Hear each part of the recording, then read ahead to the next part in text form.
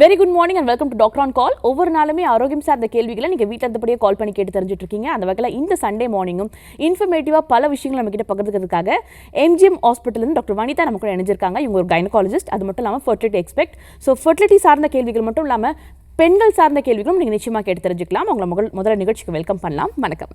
வணக்கம். எப்படி இருக்கீங்க? I'm fine. நீங்கள் எப்படி இருக்கீங்க? ரொம்ப நல்லா இருக்கேன் மேம். ஒரு கைனகாலஜிஸ்ட் கிட்ட ஜென்ரலாக ஒரு பெண்கள் எப்படி அவங்களோட ஆரோக்கியத்தை பராமரிச்சுக்கலாம், எந்த அளவுக்கு பெண்ணோட ஆரோக்கியம் அவசியம்ன்ற கேள்வியை தாண்டி இப்போ அவசியமாக கேட்க வேண்டிய இன்னொரு கேள்வியும் இருக்குது. நீங்கள் ஒரு ஃபர்டிலிட்டி எக்ஸ்பர்ட்டாக இருக்கிறனால உங்ககிட்ட இந்த கேள்வி நிச்சயம் கேட்கணும்னு நினைக்கிறேன். ஒரு பெண் கருவுறதுக்கு சரியான காலகட்டம் இது. பொதுவாக இன்ஃபர்டிலிட்டி அப்படின்ற வார்த்தை வந்துட்டு இப்போ ஒரு 3 மாதம் ஆகுது கல்யாணம் ஆகி, இன்னும் அவங்களுக்கு கருவுறலை அப்படின்னா அவங்களுக்கு இன்ஃபர்டிலிட்டி பிரச்சனை இருக்குமோ அப்படின்ற ஐயம் பெண்களுக்கும் இருக்குது. கூட இருக்கவங்களும் என்ன நீ ஒரு கைனகாலஜிஸ்ட் போய் பார்க்கலாம், இல்லை இன்னும் கன்சீவ் ஆகலன்னு கேட்கலாங்க.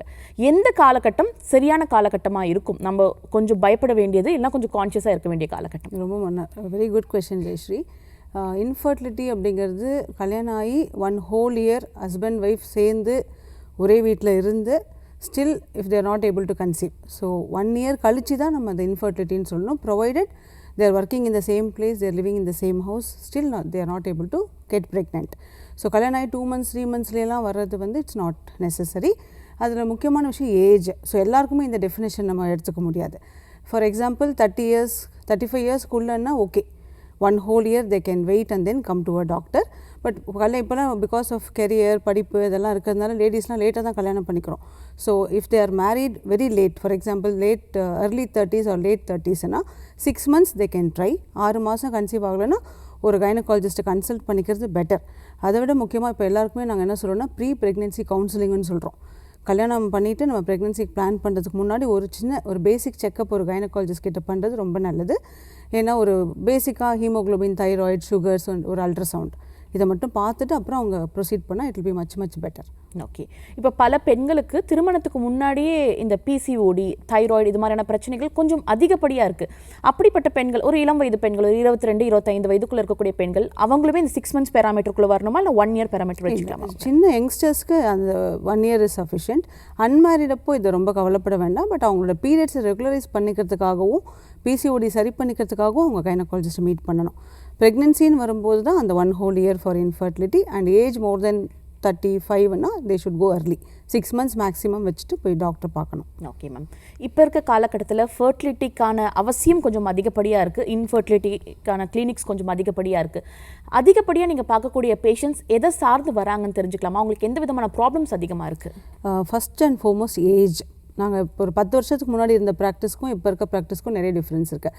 10 years முன்னாடி பார்த்தோன்னா கொஞ்சம் ஒரு 25 28 30sக்குள்ளே வருவாங்க. இப்போ கல்யாணம் பண்ணிக்கிறதே 30sக்கு மேலே. ஸோ அதிகமாக age is the first factor.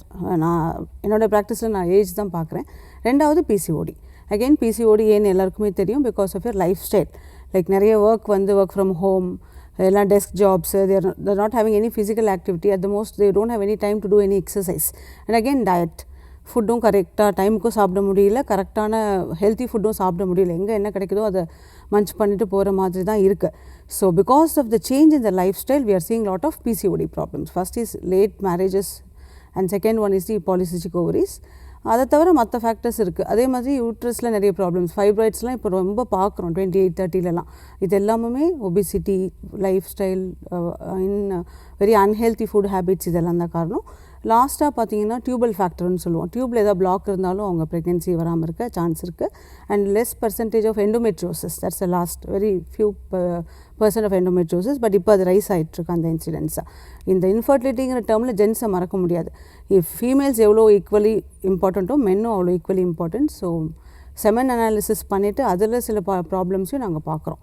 So male factor female factor ரெண்டுமே நம்ம அனலைஸ் பண்ணி தான் பார்க்க வேண்டியிருக்கு. ஓகே. இது கண்டிப்பாக ஒரு சொல்ல வேண்டிய ஒரு தருணமாக இருக்குது. பொதுவாக பெண்களுக்கு குழந்தை இல்லை அப்படின்னு சொல்லும்போது பெண்ணை மட்டும் தான் டார்கெட் பண்ணி கேட்பாங்க. ஒரு ஆண் கிட்ட போய்ட்டு அந்த கேள்வியை முன்வைக்க மாட்டாங்க. ஆண்கள் திருமணத்துக்கு முன்னாடி இதற்கான டெஸ்ட் எடுக்க வேண்டியது அவசியமா, இல்லைனா அவங்களுக்கு எது மாதிரியான ப்ராப்ளம்ஸ் கொஞ்சம் மேஜராக இருக்குது? காமனாக ஆண்களுக்கும் ஏஜ் ரொம்ப பெரிய ப்ராப்ளம் இல்லை, but it is also factor. But இப்போது காமனாக என்ன பிரச்சனைனா நிறைய smoking, alcohol, again unhealthy lifestyle, so many travels, அந்த மாதிரி என்ன சொல்கிறது, ஒரு ஹெல்த்தியான லைஃப் ஸ்டைல் இல்லை, குட் ஸ்லீப் இல்லை, lot of stress, all these things will affect மென்.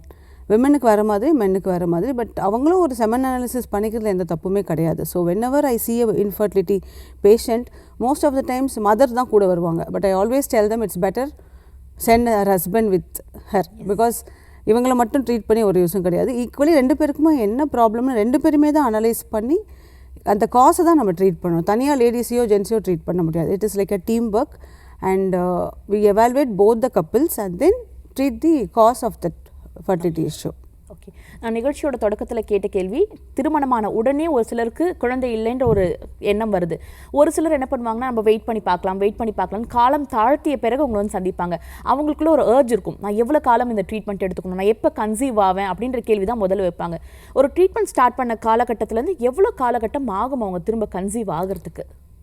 அதான் சொன்னேன், 1 இயருக்குள்ளே தே ஷுட் கன்சீவ். நார்மலி ஒரு 100 பேருக்கு நம்ம கல்யாணம் பண்ணுறோம் அப்படின்னா within 1 year 80% will conceive. Second 1 yearல another 10% will conceive and last third yearக்குள்ள all the 100 couples will conceive. So யார் இந்த ஃபஸ்ட் இயர்க்குள்ளே கன்சீவ் ஆவாங்கன்னு தெரியாது. 1% will conceive the immediate month, 1% can conceive at the 36th month. So அது எக்ஸாக்டாக நம்ம பிரித்து சொல்ல முடியாது, நீங்களாம் கன்சீவ் ஆடுவீங்க மாட்டீங்க அப்படின்றது. So when they are young, they are not having any health issues, they can wait for 1 year. 1 year கழிச்சியும் கன்சீவ் ஆகலன்னா definitely they have to consult a doctor. And again doctor consult பண்ண பிறகு treatment process start ஆயிட்ட பிறகு அவங்களுக்குள்ள ஒரு இல்லை அது வந்து டிசைட் பண்ணி சொல்லவே முடியாது, because it depends on the cause of the fertility issue. அதான் சொன்னேன் இல்லையா, மேல் வருவாங்க ஃபீமேல் வருவாங்க, 2 பேருக்கும் என்ன ப்ராப்ளம்னு கண்டுபிடிச்சி அந்த ப்ராப்ளமை நம்ம ட்ரீட்மெண்ட் அட்ரஸ் பண்ண வேண்டியிருக்கும். அதுக்கேற்ற மாதிரி தான் அது ப்ராசஸ் போகும். எக்ஸாக்டாக இவ்வளோ டைம்ன்றது சொல்கிறது கொஞ்சம் கஷ்டம். பட் வித்தின் 1 or 2 visits அந்த பிளான் எங்களால் கொண்டு வர முடியும். இப்போ ஃபார் எக்ஸாம்பிள் அவங்களுக்கு டியூப்பில் 2 டியூப் பிளாக் இருக்குன்னா there is no option, இவங்க ஐவிஎஃப்க்கு தான் போகணும்னு சொல்லிடும். இப்போ மேல் ஃபேக்டர்னால் we can give some medications and correct them and then do IUI அந்த மாதிரி. ஸோ வித் இண்டிவிஜுவலைஸ்ட் அது ஒரு பேஷண்ட்டுக்கும் அவங்களுடைய பிரச்சனை என்னவோ அதுக்கேற்ற மாதிரி வைத்தியமும் ட்ரீட்மெண்ட்டும் அந்த பீரியட் ஆஃப் ட்ரீட்மெண்ட்டும் அதுக்கேற்ற மாதிரி மாறும். So it is very individualised and depends on that particular couple. Okay, உடனே கன்சீவ் ஆகணும் அப்படின்ற ஏர்ஜ் தாண்டி ஆரோக்கியமான குழந்தை வேணும் அப்படின்றத நோக்கி போகும்போது யாருக்கு என்ன விதமான ட்ரீட்மெண்ட் தேவையோ அதற்கேற்ப அவங்க கன்சீவ் ஆகணும்னு சொல்லியிருக்கீங்க. In the meantime, I always tell my patients to use that time for their health. That is reducing their weight, doing some yoga, meditation, அதெல்லாம் பண்ணி கொஞ்சம் அந்த மனசையும் ஸ்ட்ரெஸ் இல்லாமல் வச்சுக்கிறது, good life style, good sleep, கொஞ்சம் டிசிப்ளின்டாக லைஃப்பை லீட் பண்ணோன்னாலே ஒரு ப்ரெக்னன்சி ஈஸியாக வந்துடும். ஸோ அந்த டைம் அவங்க வரி பண்ணாமல் they should concentrate on lifestyle modification. Men also should do that. கொஞ்சம் ஸ்மோக்கிங் இருந்தால் அவாய்ட் பண்ணிக்கலாம், ஆல்கோஹால் குறைச்சிக்கலாம், and any other habits they can stop. And நல்ல exercise and good healthy food and good sleep and they have to take more water, lot of antioxidants. நீங்கள் பார்த்தீங்கன்னா இன்ஃபர்டிலிட்டியில் நிறைய medicines கொடுப்போம், அது எல்லாமே ஆன்டி ஆக்சிடென்ட்ஸ், எல்லாமே நம்ம ஊரில் இருக்க ஃப்ரூட்ஸ் வெஜிடபிள்ஸில் இருக்குது. ஸோ அதெல்லாம் கரெக்டாக எடுத்துக்கிட்டோம்னாலே நிறைய விஷயங்கள் ட்ரீட்மெண்ட்டே தேவை இருக்காது. வெறும் மருந்து மாத்திரை சார்ந்த விஷயம் கிடையாது குழந்தை பிறப்புன்றது. அதை தாண்டி நிறைய நியூட்ரியன்ஸ் நம்மளும் எடுத்துக்கணும், லைஃப் ஸ்டைல் மாடிஃபிகேஷன் ரொம்ப அவசியமாக தேவை. இன்னொரு முக்கியமான விஷயம் விட்டமின் டி டெஃபிஷியன்சி. இப்போ ஆஃப் லேட்டாக everybody is having vitamin D deficiency. That's because we are all sitting in the building with full AC, வெளியே போனாலும் ஏசியிலே தான் போயின்னு இருக்கோம் எல்லாருமே. So that is the main reason for vitamin D deficiency. So அதையும் எல்லாருக்குமே செக் பண்ணிவிட்டு கரெக்ட் பண்ணிகிட்ருக்கோம். So sunlight exposure is also very important. Okay, infertility அப்படின்னு சொல்லும் போது தான் கிட்டத்தட்ட பல பெண்கள் முதல் முறையாக கைனகாலஜிஸ்ட் வந்து மீட் பண்ணுவாங்கன்னே சொல்லலாம். அதுக்கு முன்னாடி இருக்கக்கூடிய பிரச்சனையும் அந்தளவுக்கு யாரும் அட்ரஸ் பண்ணுறது கிடையாது. ஒன்ஸ் குழந்தை பிறந்த பிறகும் அவங்களோட யூட்ரஸ் எப்படி இருக்குது அப்படின்றது பல பெண்கள் யோசிச்சு கூட பார்க்கறது கிடையாது.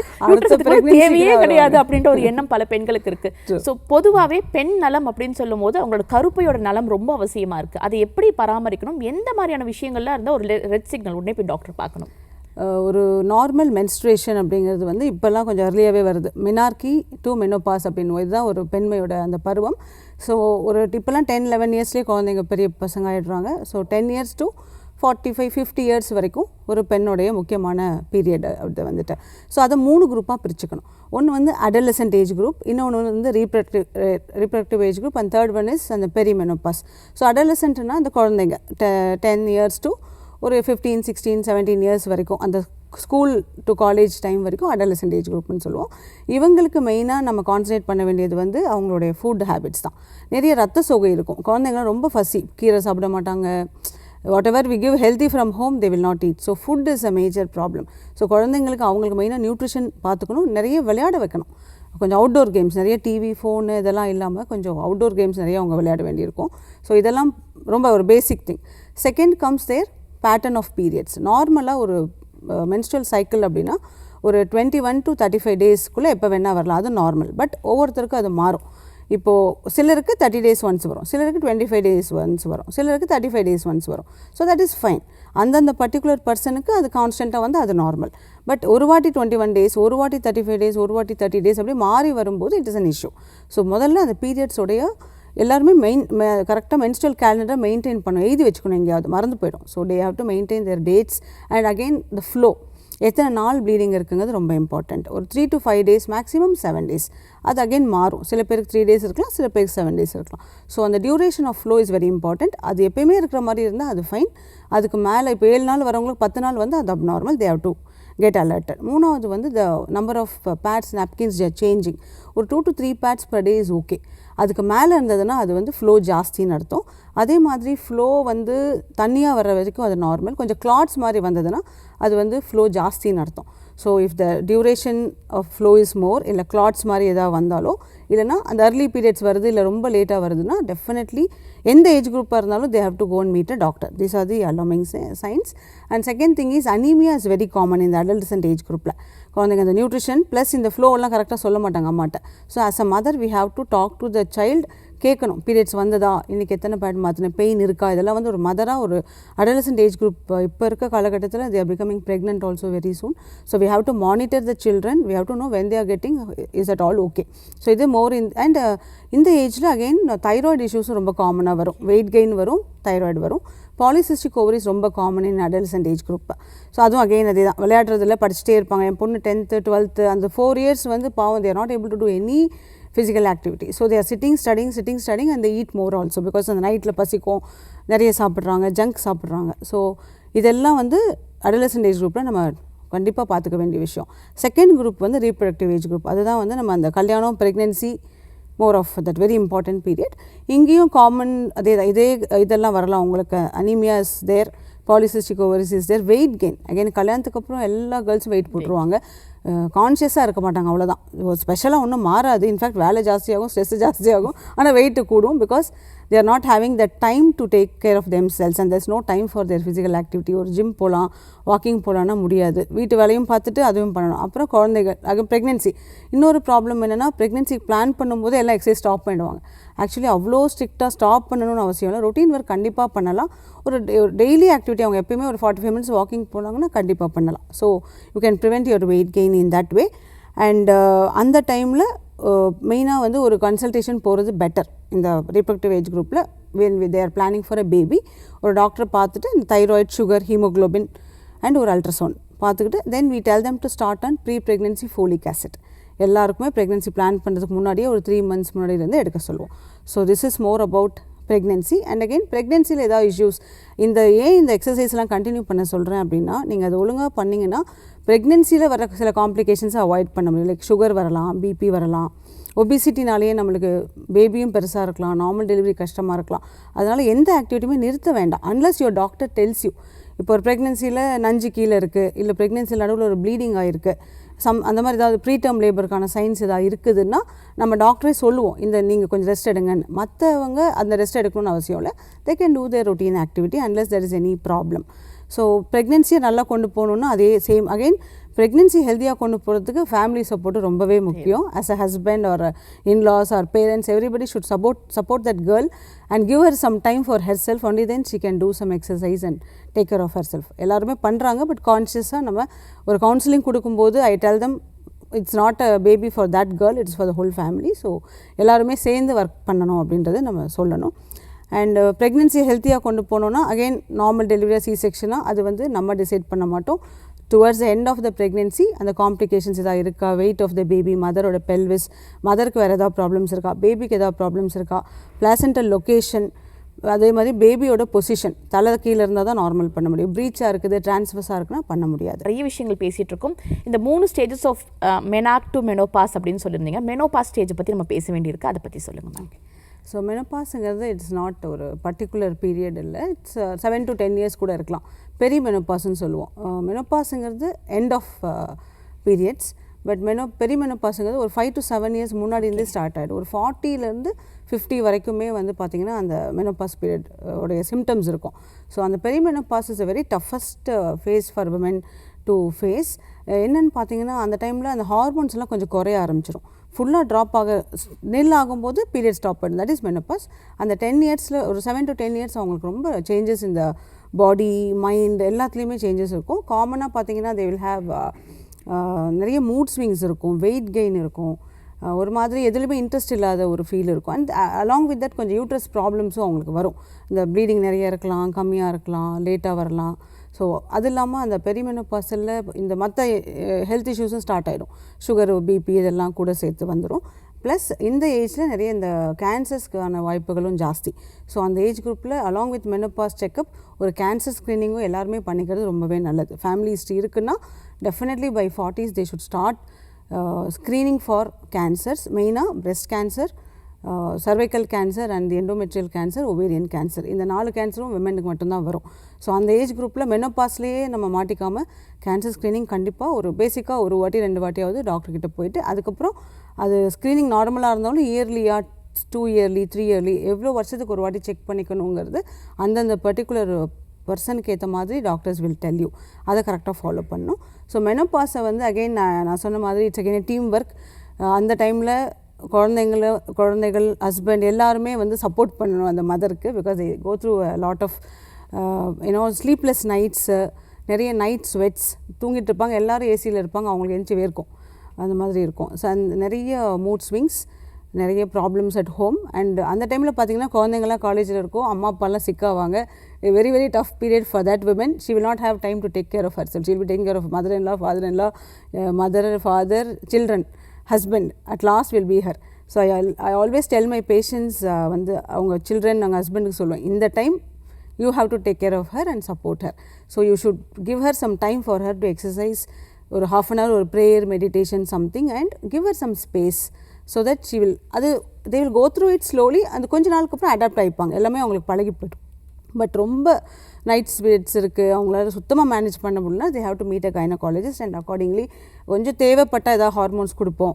அதெல்லாம் இண்டிகேஷன்ஸ் இருக்குது, சிலருக்கு தான் கொடுக்க முடியும், சிலருக்கு கொடுக்க முடியாது. ஸோ அதெல்லாம் டாக்டர் தான் டிசைட் பண்ணுவாங்க. ஸோ ஒரு கன்சல்டேஷன் போகலாம். மெனோபாஸ் டைமில் மேனேஜ் பண்ணது கஷ்டமாக இருக்குன்னா தே கேன் ஹேவ் ஒரு பேசிக் கைனக் செக்கப் அண்ட் நிறைய கவுன்சிலிங் தேவைப்படும். அலாங் வித் தட் ஒரு கேன்சர் ஸ்க்ரீனிங்கும் as a part of menopause பீரியடில் பார்த்துக்கிறது ரொம்ப நல்லது. ஓகே, நிச்சயமாக கொஞ்சம் அந்த ஹெல்த்தில் கவனம் வேணும். மெயினாக கான்ஷியஸாக கொஞ்சம் ஹெல்த்தி ஃபுட், கொஞ்சம் ஸ்வீட்ஸ் இதெல்லாம் குறைச்சிட்டு ஸ்ட்ரெஸ்ஸை குறைச்சிக்கணும். அது ரொம்ப பேசிக் திங். ஓகே, நிச்சயமாக அது பல பேருக்கு புரிய வேண்டிய விஷயமா இருக்குது. ஒரு பொண்ணு ஏஜ் அட்டன் பண்ணுறான்னா குடும்பமே அந்த பொண்ணுக்கான எல்லா விஷயமும் பார்த்து பண்ணுவாங்க. அகெயின் ப்ரெக்னன்சி பீரியடும் பார்த்து பண்ணுவாங்க. அந்த மெனோபாஸ் பீரியட், அந்த ப்ரீ மெனோபாஸ் நீங்கள் சொன்ன பீரியட் நிறைய பேர் நெக்லெக்ட் பண்ணக்கூடிய விஷயங்கள் இருக்குது. அவங்க நெக்லெக்ட் பண்ணணும்னு பண்ணுறது இல்லை. Everybody becomes busy. The husbands will become the CEO of the office, children go to college, in-laws and parents become old. So அந்த டைம் வந்து கொஞ்சம் டஃப்பான period. It's a team work. Again எல்லாரும் உட்காந்து ஒருத்தருக்கு ஒருத்தர் ஹெல்ப் பண்ணாங்கன்னா I think they can very well manage it. So இன்னைக்கு நிகழ்ச்சி மூலிமா பல பேருக்கு இந்த இன்ஃபர்மேஷன் சென்றடைஞ்சிருக்கும்னு நினைக்கிறேன். அகைன் இதை பற்றி பேசுறதுக்கு முன்னாடி இந்த ப்ரெக்னன்சி பீரியடில் டெலிவரி கிட்ட நெருங்கும் போதும் சரி, இல்லைனா கிட்டத்தட்ட ஒரு 6 months நீ நல்லா நட, உனக்கு அப்போ தான் சுகப்பிரசவம் ஆகும் அப்படின்னு சொல்லிட்டு பல விதமான ஸ்ட்ரெஸ். இப்போ பெண்களும் பல பேர் கண்டிப்பாக சுகப்பிரசவம் ஆகணும் அப்படின்றக்காக ட்ரை பண்ணுறாங்க. நீங்கள் ஒரு விஷயம் தெளிவாக சொன்னீங்க, நெருங்க தான் அது என்ன மாதிரியான டெலிவரின்ற டிசைட் பண்ண முடியும். ஸோ அதை பற்றி சொல்லுங்கள். So if a person want to go through a normal டெலிவரின்னா 2 விஷயம் ரொம்ப முக்கியம். ஒன்று, மனசில் ரொம்ப தைரியமாக இருக்கணும், உடம்புலையும் ரொம்ப ஸ்ட்ரென்த் இருக்கணும். இது எல்லாமே அந்த ப்ரெக்னென்சி ஸ்டார்டிங்லேயாவது பண்ணணும். லாஸ்ட் 1 month எக்ஸசைஸ் பண்ணிட்டு டெலிவரி பண்ணணுங்கிறது கொஞ்சம் கஷ்டம். ஒரு பேசிக்காக அந்த காலத்தில் பார்த்திங்கன்னா நிறைய நார்மல் டெலிவரிஸ் தான் ஆயிருக்கு. அதுக்கு ரீசன் வந்து they had lot of physical activity. இப்போ வீட்டில் பண்ணுற ஒரு சின்ன விஷயமே பார்த்திங்கன்னா இட்ஸ் ஃபிசிக்கல் ஆக்டிவிட்டி. ஒரு கிரைண்டர், மிக்ஸி எல்லாம் கிடையாது, எல்லாமே கையில் வச்சு பண்ணிகிட்டு இருந்தாங்க. நிறைய மேனுவலாக தான் தேவை டூயிங். ஒரு சாமான் தொலைக்கிறதாகட்டும், வாஷிங் க்ளோத்ஸ் எல்லாமே கையில் பண்ணாங்க. நிறைய ஃபிசிக்கல் ஆக்டிவிட்டி இருந்தது. So they were doing very easily normal deliveries. இப்போ ப்ராப்ளம் என்னென்னா லைஃப் ஸ்டைல். அகெயின் ரொம்ப சிட்டிங் ஜாப். ஒரு பேசிக்காக வீட்டில் குக்கிங்கே நிறைய பொண்ணுங்கள் பண்ணுறதில்ல. என்கிட்ட வர பேஷண்ட்ஸ்லாம் பார்த்திங்கன்னா நிறைய பேர் குக்கிங்கே இல்லை, அது கூட பண்ணுறதில்ல. அந்த மாதிரி டைம் இல்லைங்கிறாங்க. They go at 8 o'clock, come back at 10 o'clock and they won't have time to do all that. So that's why physical activity is very important. They should start at least from day 1 of pregnancy நமக்கு ப்ரெக்னென்சின்னு தெரிஞ்சதுக்கப்புறம் ஒரு first 3 months கொஞ்சம் rest எடுக்க சொல்லுவோம். பெரிய வேலைகள் வேண்டாம்னு சொல்லுவோம். Because of risk of miscarriages is at least 10 to 15% இந்த ஃபஸ்ட்டு 3 months. அதனால் கொஞ்சம் ரெஸ்ட் எடுக்க சொல்லுவோம். அதுக்கப்புறமா அட்லீஸ்ட் கீழே உட்காந்து சாப்பிடலாம். ஒரு வாக்கிங், பேசிக் வாக்கிங் ஒரு 1/2 hour பிரித்து பண்ணணும். காலைல 10 நிமிஷம், மத்தியானம் 10 நிமிஷம், ஈவினிங் 10 நிமிஷம், அப்படி ஸ்ப்ளிட் பண்ணி தே கேன் டூ. அண்ட் டயட்டும் ரொம்ப கான்ஷியஸாக கொஞ்சம் கம்மியாக எடுத்துக்கணும். ரைஸ் குறைச்சிக்கிட்டு நிறைய மில்லட்ஸ் எடுத்துக்கலாம், நிறைய ஃப்ரூட்ஸ் வெஜிடபிள்ஸ் எடுத்துக்கலாம். ஸோ வெயிட் கெயின் நிறைய எடுக்க வேண்டாம். ஒரு நார்மல் ப்ரெக்னென்சியில் 10 to 12 kgs is normal for a girl to gain throughout their pregnancy. கொஞ்சம் ஆல்ரெடி இப்போ ஒபீஸாக இருக்காங்க, நம்ம பார்க்குற பேஷண்ட் ஃபஸ்ட் டைமே 70 கிலோ இருக்காங்கன்னா அவங்க 10 கிலோ போடணும்னு அவசியம் இல்லை. அவங்க 5 to 6 கிலோ போட்டால் கூட போதும். ஆனால் நல்ல ப்ரோட்டீன் இன்டேக் இருந்துட்டு வெஜிடபிள்ஸ் ஃப்ரூட்ஸ் நிறைய எடுத்துகிட்டு கார்போஹைட்ரேட்ஸ் குறைச்சிட்டாங்கன்னா அந்த வெயிட் கெயினை பேலன்ஸ் பண்ண முடியும். So from day 1 we have to counsel the patient regarding their diet and weight gain. அவங்களுக்கு எப்படி எடுக்கணும், நிறைய வெயிட் கெயின் ஆகக்கூடாது. ரொம்ப ஒல்லியாக இருக்கவங்க they can have well food, நல்ல food and they can gain weight, no problem. And activity, இதெல்லாம் முதல்லேருந்து சொல்லணும். This is one part. Second thing is அவங்களுக்கு வேறு ஏதாவது காம்ப்ளிகேஷன்ஸ் இருக்கான்னு பார்க்கணும். இப்போ ஃபார் எக்ஸாம்பிள் சுகர் இருக்குன்னா they will have பிக் பேபிஸ்ன்னு சொல்லுவோம். 3.25-4 கிலோ வரைக்கும் கூட போகலாம். அந்த மாதிரி ஏதாவது ப்ராப்ளம்ஸ் இருக்குன்னா கொஞ்சம் நார்மல் பண்ணுறது கஷ்டமாக இருக்கும். அதே மாதிரி நான் முன்னாடி உங்களுக்கு சொன்ன மாதிரி அந்த பிளாசென்டல் லொக்கேஷன், பேபிஸ் பொசிஷன், இது ரெண்டுமே ரொம்ப இம்பார்ட்டன்ட். பிளாசென்டல் லொக்கேஷன் ஒரு 5th 6th monthலேருந்தே தெரிஞ்சிடும். நஞ்சு கீழே இருக்குன்னு வந்து டாக்டர் சொல்லிகிட்டே இருப்போம். ஸோ கீழே உட்காராதீங்க, ப்ளீடிங் எதாவது இருந்தால் உடனே இன்ஃபார்ம் பண்ணுங்கள், this should not be family life, இந்த இன்ஸ்ட்ரக்ஷன்ஸ்லாம் கொடுப்போம். ஸோ அவங்களுக்கு கொஞ்சம் நார்மல் பண்ணுறது கஷ்டமாக இருக்கும். பட் அந்த டெசிஷன் அப்போ எடுக்கக்கூடாது. 36-37 வீக்ஸ் ஆகியும் நஞ்சு மேலே போகலைன்னா, ஆக்சுவலி யூட்ரஸ் க்ரோ ஆக ஆக அந்த நஞ்சு மேலே போயிடும். அப்பையும் போகலைன்னா மட்டும்தான் வந்து சி செக்ஷனாக போகும். ஸோ பேபி ரீசன் ஒன்று, பிளாசென்டல் ரீசன், மெட்டர்னல் ரீசன். சில பேர் ரொம்ப ஷார்ட்டாக இருப்பாங்க, பெல்விஸ் ரொம்ப குட்டியாக இருக்கும், பேபி பெருசாக இருக்கும். வி கால் இட் அஸ் கெஃபலோபெல்விக் டிஸ்ப்ரொபோர்ஷன் சொல்லுவோம். அந்த பெல்விஸ்க்கு அந்த பேபி உள்ளே வருமா இறங்கி வருமா வராதாங்கிறது டெசிஷன். இது எல்லாமே 36-37 வீக்ஸ்க்கு அப்புறம் தான் ஒரு டாக்டரால் சொல்ல முடியும். ஸோ day 1 இருந்து கண்டிப்பாக நார்மலாக ஆகிடுமா, பண்ணிடுவீங்களா அப்படிலாம் கேட்பாங்க. தெரியாதுன்னு தான் சொல்ல முடியும். we have to go through the pregnancy and end. ஆனால் அந்த 36-37 வீக்ஸில் ஒரு டெசிஷன் எடுக்க முடியும். இன்னொன்று வந்து பேபிஸ் பொசிஷன். we have ஒன்று வந்து கெஃபாலிக், டிரான்ஸ்வர்ஸ், ப்ரீச், அந்த மாதிரி இருக்குது. எல்லாருக்கும் தெரியும் தலை தான் ஃபஸ்ட்டு வரும். ஸோ கெஃபாலிக்குங்கிறது தலை, அதுதான் காமனஸ்ட் ப்ரெசன்டேஷன். 80% ஆஃப் ப்ரெக்னென்சிஸில் வந்து we have cephalic presentation. So cephalic presentation இருக்கவங்களுக்கு நார்மல் டெலிவரி ஆகிறதுக்கு கொஞ்சம் வாய்ப்புகள் ஜாஸ்தி. இதுவே டிரான்ஸ்வர்ஸ்னால் ஸ்ட்ரெயிட்டாக படுத்திருக்கும் பேபி, இப்படி படுக்காமல் ஹாரிசான்டலாக படுத்திருக்கும். ப்ரீச்னா பட்டக்ஸ் கீழே இருக்கும், தலை மேலே இருக்கும். சம்டைம்ஸ் டிரான்ஸ்வர்ஸாக இருக்கும். ஸோ இந்த மாதிரி வேறு பொசிஷனில் இருந்ததுன்னா, கொஞ்சம் ப்ரெசன்டேஷன் வேறு, பொசிஷன் வேறு இருந்ததுன்னா நார்மல் டெலிவரி பண்ணுறது கஷ்டம். So from day 1 of your pregnancy you have to plan. Provided God's grace நமக்கு மற்ற விஷயங்கள் எதுவுமே ப்ராப்ளம் இல்லைன்னா கண்டிப்பாக சுகப்பிரசவம் ஆகிறதுக்கு வாய்ப்புகள் ஜாஸ்தி. ஓகே, நிகழ்ச்சியோட முதல் அழைப்பாளர் இணைப்பில் இருக்காங்க, உங்ககிட்ட பேசலாம். வணக்கம். Hello hello, good morning. நீங்கள் இணைப்பில் தான் இருக்கீங்க, நீங்கள் பார்த்துருக்கிறது டாக்டர் ஆன் கால். பேசலாம், உங்கள் பேர் என்ன?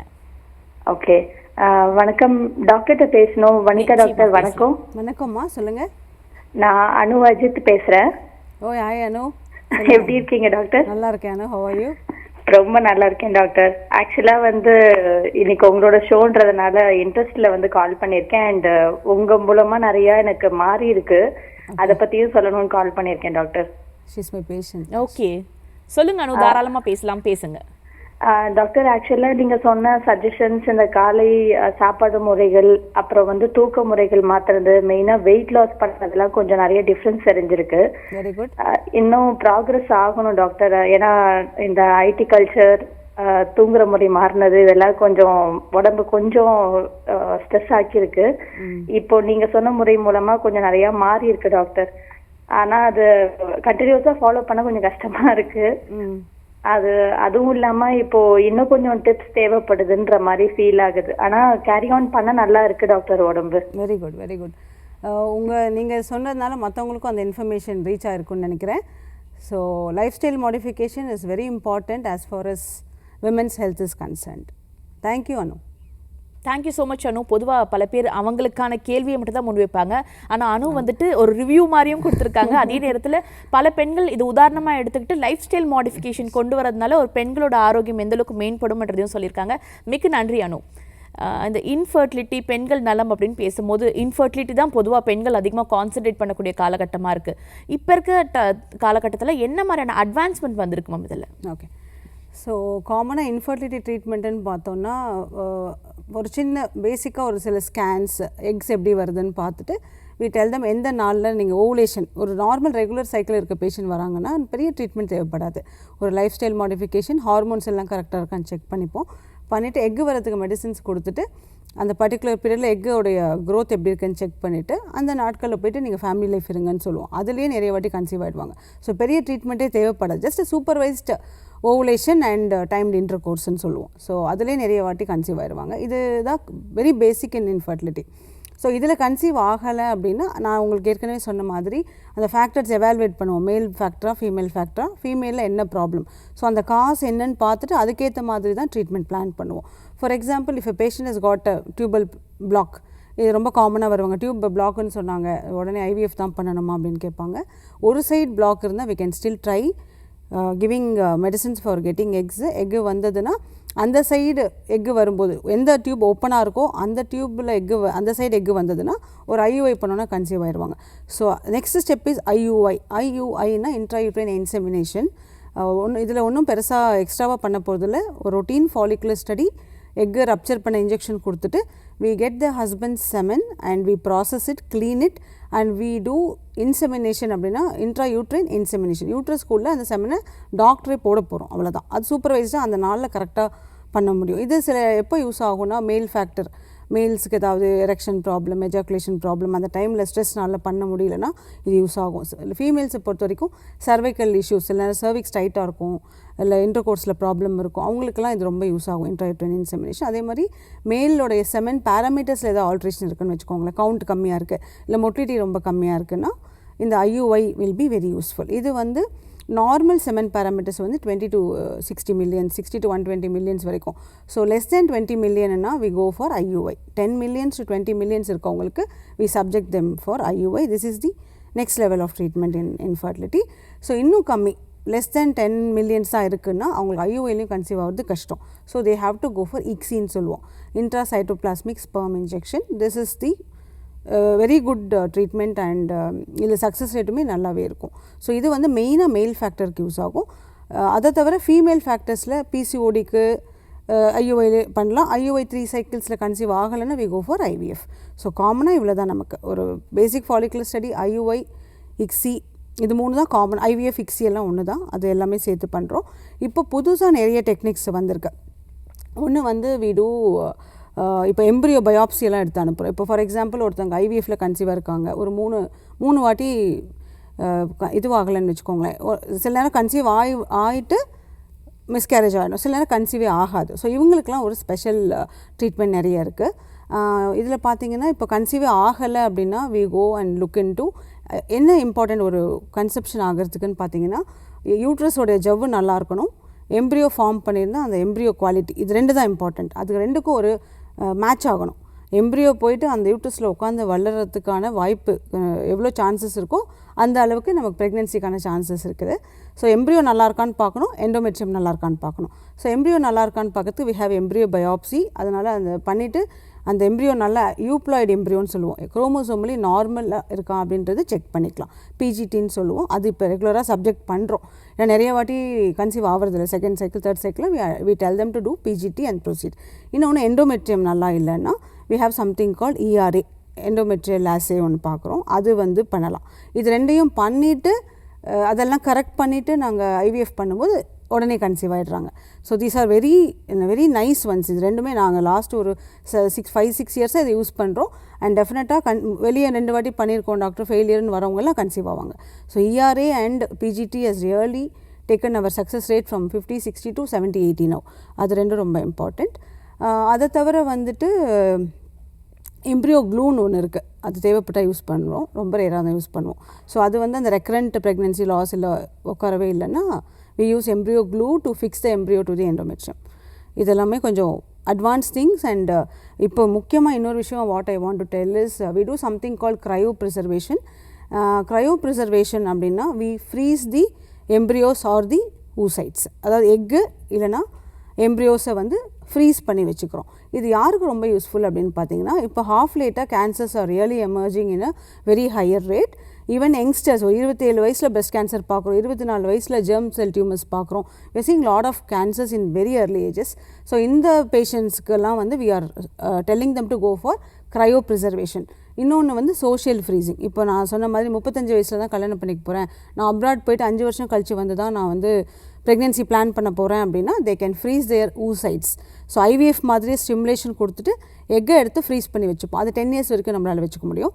So they can go abroad, finish their work, come back and they can use that egg for infertility. ICSI தான் பண்ண முடியும், வேறு எந்த ட்ரீட்மெண்ட்டும் பண்ண முடியாது. கல்யாணம் ஆன பிறகு இக்ஸி பண்ணியோ ஐவிஎஃப் பண்ணியோ they can become pregnant. So cryopreservation is really making magic, not only for cancer patients, even for social reasons also.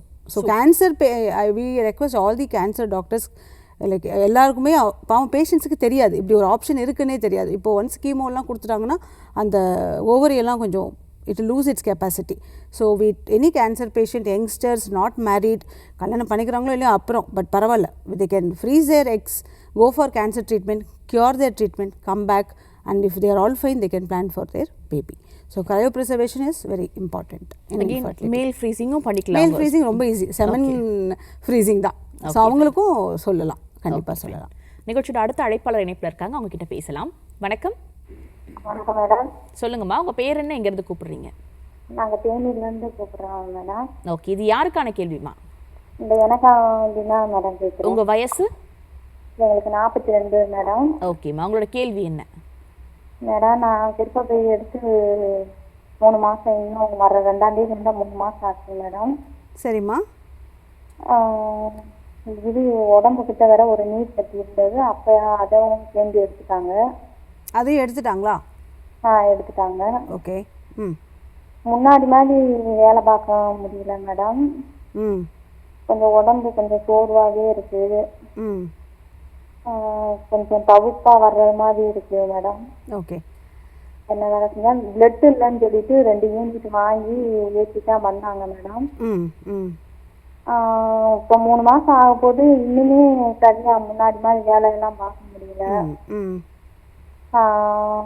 அந்த இடத்துல வயிற்றுக்கிட்ட இண்டோஸ்கோபி மூலியமா தான் பண்ணாங்க மேடம். வயிற்றுக்கிட்ட என்னமோ மாதிரி பண்றது, இந்த விசுக்குன்னு எந்திரிச்சாலோ படுத்துட்டு தூங்கி எந்திரிக்கிறப்ப அப்படியே விசுக்குன்னு எந்திரிச்சா என்னமோ மாதிரியா இருக்கு மேடம். அந்த ஃபீலிங்கா வெயிட் எல்லாம் தூக்கலாமா மேடம், வேலையெல்லாம் பார்க்கலாமா? இப்போ சர்ஜரி முடிச்சு 3 மாசம் ஆயிடுச்சுன்னா எல்லாமே பண்ணலாமா, பயப்பட வேண்டாம். 3 மாசம் ஆல்மோஸ்ட் இந்த 2ஆம் தேதி வந்தால் 3 மாசம் ஆகுதுன்னு சொன்னீங்க இல்லையா?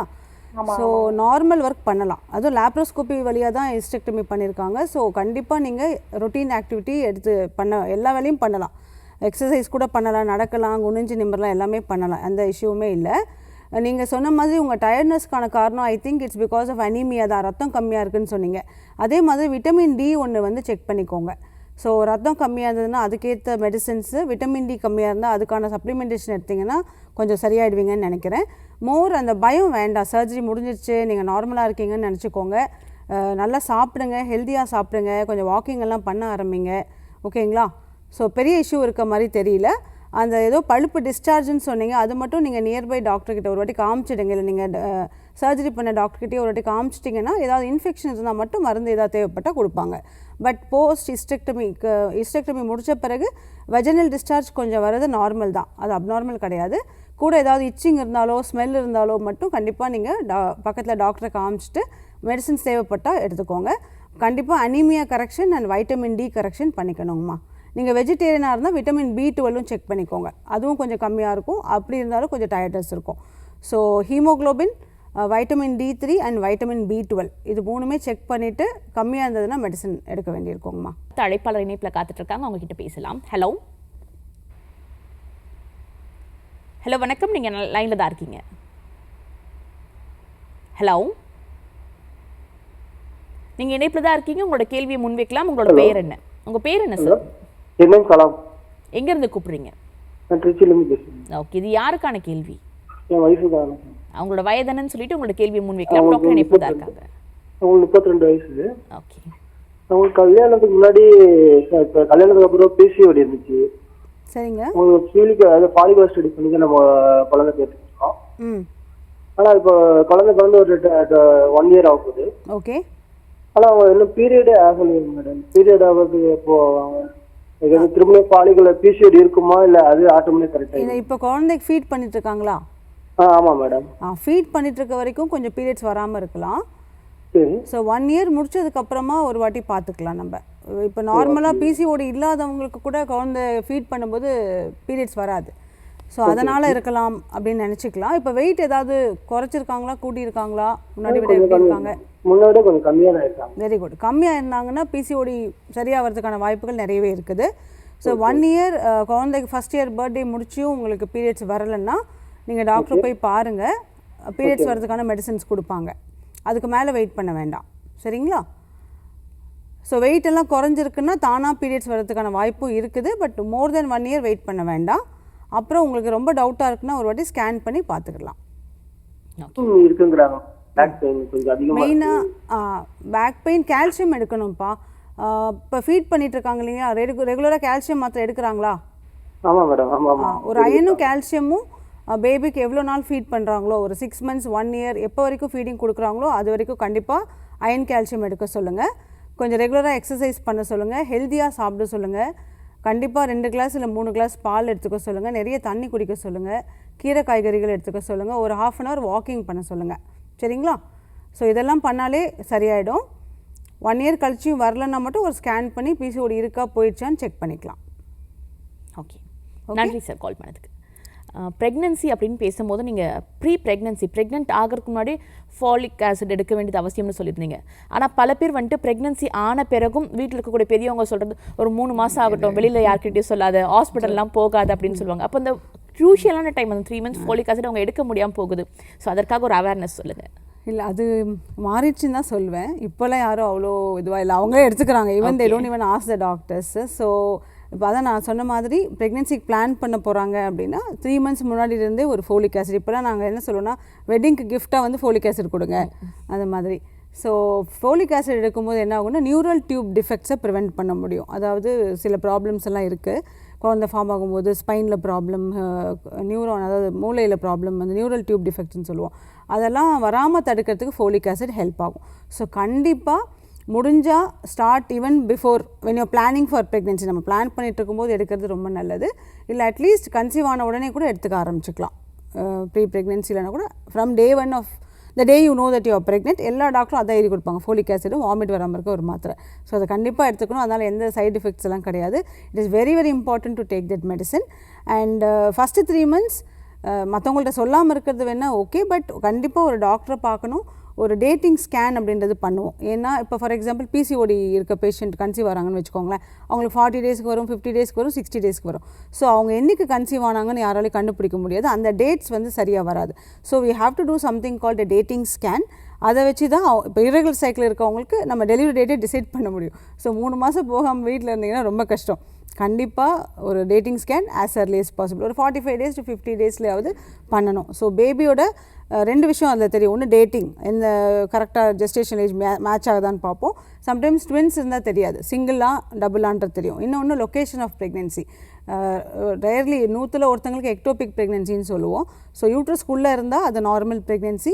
யூட்ரஸ்க்கு வெளியே வேறு எங்கேயாவது டியூப்பில் இருக்கலாம், ஓவரியில் இருக்கலாம், வெளியே எங்கேயாவது இருந்தால் அது எக்டோபிக், சர்விக்ஸில் கூட இருக்கலாம். It's called as ectopic pregnancy. So இந்த 3 விஷயத்தை ரூல் அவுட் பண்ணுறதுக்காக early-ஆ ஒரு ஸ்கேன் பண்ணிக்கிறது ரொம்ப நல்லது. At least by 45 to 50 days they have to undergo first scan.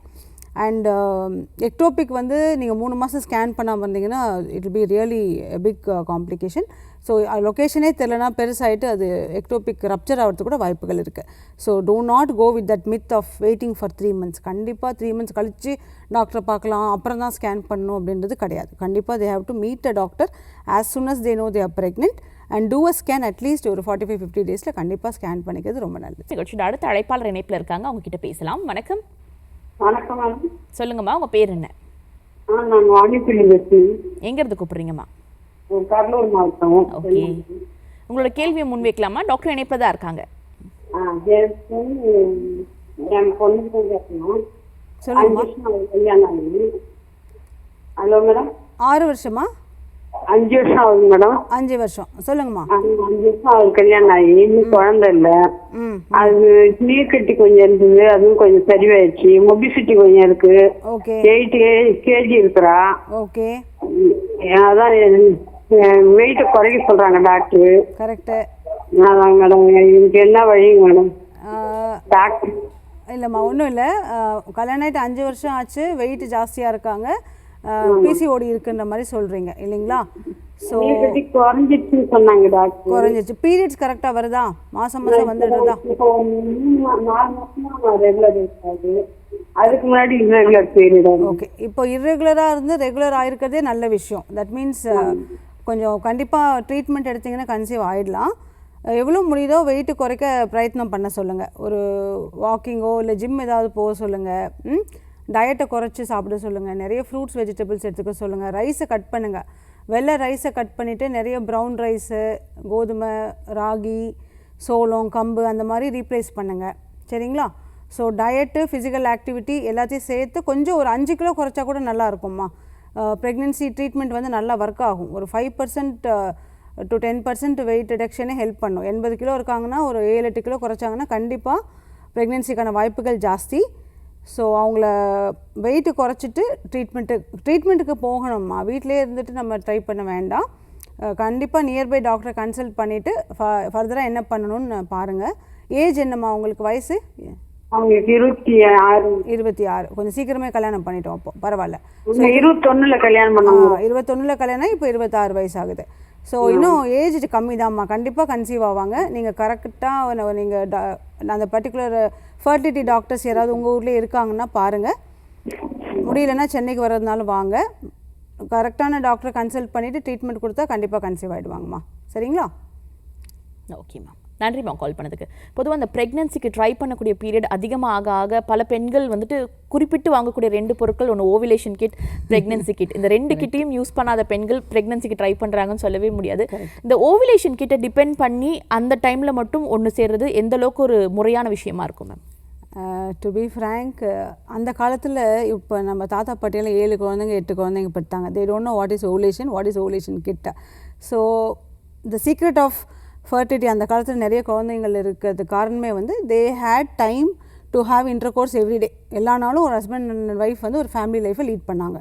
இப்போ ப்ராப்ளம் ஏன் இந்த ஓவுலேஷன் கிட்டலாம் யூஸ் பண்ணுற கட்டாயத்தில் இருக்கும் அப்படின்னா, husband is working, wife is working. ஒருத்தங்க நைட் ஷிஃப்ட்டு, ஒருத்தங்க டே ஷிஃப்ட்டு, ஒருத்தங்க வேறு ஊரில் 5 நாள் இருப்பான், இங்கே 2 நாள் இருப்பான். So the problem is they are not even having time to stay in the same house and give time. So அதனால தான் இந்த ஓவுலேஷன் கிட்டெல்லாம் வந்து இம்பார்ட்டன்ட். அது ரிலையபிள், வேறு வழி இல்லைன்னா அதை யூஸ் பண்ணி பார்க்கலாம். ஒரு இர்ரெகுலர் சைக்கிள்ஸ் இருக்கவங்களுக்கு அது கொஞ்சம் யூஸ் ஆகும். இல்லை பிசிஓடி இருக்கவங்களுக்கு கொஞ்சம் யூஸ் ஆகலாம். பட் அந்த மாதிரி பிசிஓடி, இர்ரெகுலர் சைக்கிள்ஸ் அவங்களாம் இதை வச்சு பண்ண முடியாது. They have to go to the doctor. Better வந்து ஓவுலேஷன் கணிக்கிறதுக்கு வந்து ஸ்கேன் தான். ஸ்கேனில் எக்கு ஃபாலிகுலர் ஸ்டடின்னு சொல்லுவோம், எக்கை மானிட்டர் பண்ணுவோம் இல்லைங்களா, அதுதான் கரெக்டான முறை. ஓவுலேஷன் கிட் ஓரளவுக்கு ஹெல்ப் பண்ணும். You can use it. But இதையெல்லாம் மாற்றினா சரியாயிடும். ஐ ஆல்வேஸ் டெல் தம், 2 பேர் ஒரு வீட்டில் இருங்க. Try to come back home early. At least இந்த ஓவுலேஷன் பீரியடில் ஒருத்தங்க லீவ் போடலாம், வேலைகளை குறைச்சிக்கலாம், நைட் டியூட்டிஸ் அவாய்ட் பண்ணலாம். அந்த மாதிரி பண்ணாலே they can conceive. Ovulation kit is useful to some extent. Okay, fine.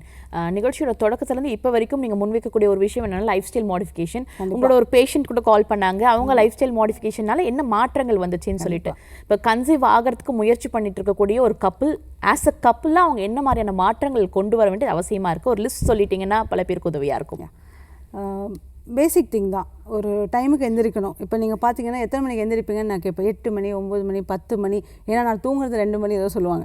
So first thing is get up earlyனா 5 மணி 4 மணி கூட வேண்டாம், 6 மணி 7 மணிக்காவது எந்திரிங்க minimum. So get up on time, make sure your eating on time. ஒரு 8-9 மணிக்கு ஒரு பிரேக்ஃபாஸ்ட்டு, லஞ்ச் ஒரு 1 to 2, ஒரு ஈவினிங் டின்னர் 7 to 8. அந்த மாதிரி டைமுக்கு சாப்பிட்றது, ஹெல்த்தியாக சாப்பிட்றது, நிறைய அவுட் சைட் ஃபுட் அவாய்ட் பண்ணிட்டு, ஜங்க் அவாய்ட் பண்ணி, முடிஞ்ச வரைக்கும் வீட்டில் சமைச்சு சாப்பிட்றது. ஸோ சமைக்க முடியல ஒரு குக்காவது வச்சுக்கோங்க, but make sure you eat home cooked food.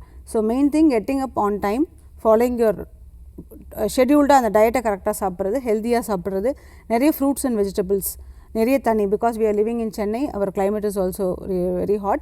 ஒரு 4 to 5 liters of water is must. And along with that lot of fresh fruits and vegetables. இது வந்து டயட்டில். அண்ட் நிறைய ரைஸை குறைச்சிட்டு கன்வெர்ட் டு மில்லட்ஸ். முடிஞ்ச வரைக்கும் ஒயிட்ஸை குறைச்சிட்டு மைதாலாம் அவாய்ட் பண்ணுங்கள். இந்த பிரெட்டு பிஸ்கட்ஸ்லாம் கொஞ்சம் குறைச்சிக்கோங்க. Take lot of proteins and millets in diet. This will help to some extent. முடிஞ்ச கொஞ்சம் ஸ்வீட்ஸ் அவாய்ட் பண்ணுறது பெட்டர். இப்போ நிறைய நம்ம ப்ரீ டயபெட்டிக்காக நிறைய பேரை பார்க்குறோம், கல்யாணத்துக்கு முன்னாடியே பார்க்குறோம், கல்யாணம் ஆன உடனே பார்க்குறோம், ப்ரெக்னென்சியில் நிறைய பேர் டயபெட்டிஸ் வருது. ஸோ கொஞ்சம் ஸ்வீட்ஸ் எல்லாம் அவாய்ட் பண்ணிக்கிறது பெட்டர். அண்ட் பேக்கரி ஐட்டம்ஸ் கொஞ்சம் அவாய்ட் பண்ணிக்கிறது better. This is regarding food. Second thing is exercise.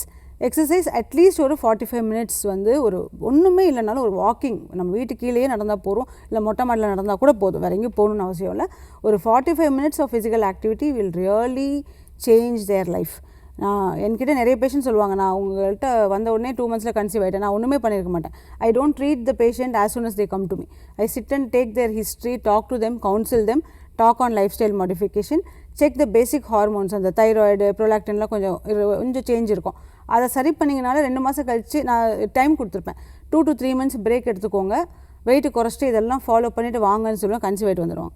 Okay, so lifestyle modification, that's why I strongly believe in counselling and lifestyle modification. நிறைய பேசுவேன், நான் மாத்திரையே எழுதிருக்க மாட்டேன், 3 page எழுதி கொடுத்துருப்பேன், ஆனால் மாத்திரை இருக்காது. Whatever I talk I write, because patient மறந்துடுவாங்க, பேசும்போது கேட்பாங்க, பட் நான் இருக்கேன். ஸோ எல்லாத்தையுமே படிக்க சொல்லுவேன் திருப்பி. So life style is really important. Exercise, diet, தூக்கம் கரெக்டாக. இப்போ நாங்களே டைமுக்கு தூங்குறதுல தான், பட் ஓகே நாங்களாம் ஒரு 45-46 வயசு ஆயிடுச்சு. But youngsters who are planning for pregnancy, I think they should follow the discipline. ஒரு 10-11 மணிக்கு தூங்கிட்டு ஒரு 6 மணி, ஒரு 7 to 8 hours sleep is very important.